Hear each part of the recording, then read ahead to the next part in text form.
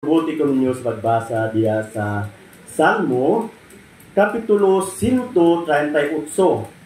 Salmo 138. Nagaingon din ni Maikson, versikulo 2. Nagaingon din ni, muyokbo ako atubangan sa balaan mong templo, ug magdaig sa imong ngalan.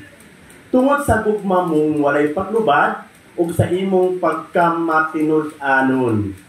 Kay gipahimutang mo labaw sa tanang butang ang imong ngalan ug ang imong pulong.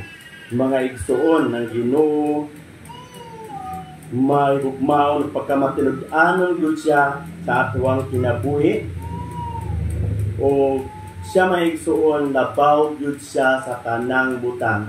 Moto na yung sa Matthew 6:3 nga, Pariah ang Ginoo labaw, ba? Labaw. Kaya ang tanang butang iya na makakadugang kay iya man na dili man na ato nga niya karon sa Ginoo tanan labi na tong kinabuhi. Muna karon may igsoon, ganyo ko ang tanan, manindog ta.